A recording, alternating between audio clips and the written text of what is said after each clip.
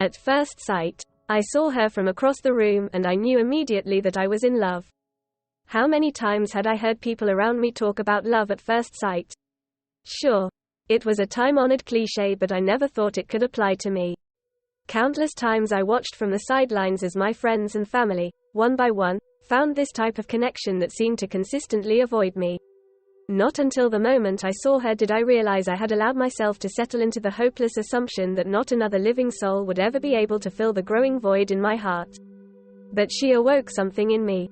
Something I had tried to find in other people but had always failed to uncover.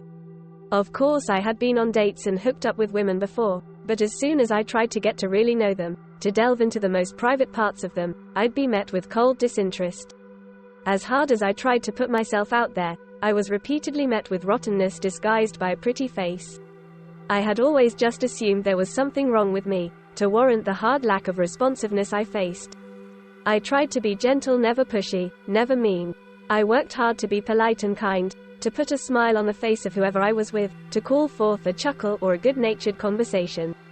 To no avail. I had come to the conclusion that they were all the same, cold, disinterested, stiff and empty.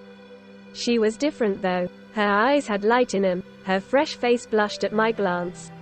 Was she smiling at me? I could tell she was a warm, light-hearted person by the soft crinkles at the edges of her eyes. She was beautiful, and she was looking right at me. As much as I tried to push away the base instincts that attraction brought up in me, I couldn't help but allow my eyes to linger over her curves, covered in the thinnest white fabric. It was as if she knew exactly what I liked, and had dressed up for me. Maybe she had seen me with one of my dates before, and wore something similar to them to get my attention. Regardless of how she had known, I decided, it had worked. I wanted her in every way. I had to go to her. This was probably not the right time or place after all, we were at work, but I didn't care.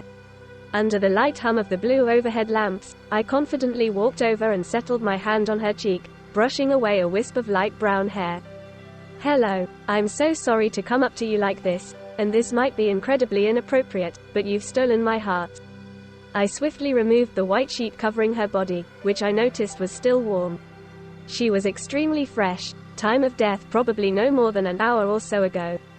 I lifted up a scalpel in my other hand, and brought it down on the exposed skin of her sternum.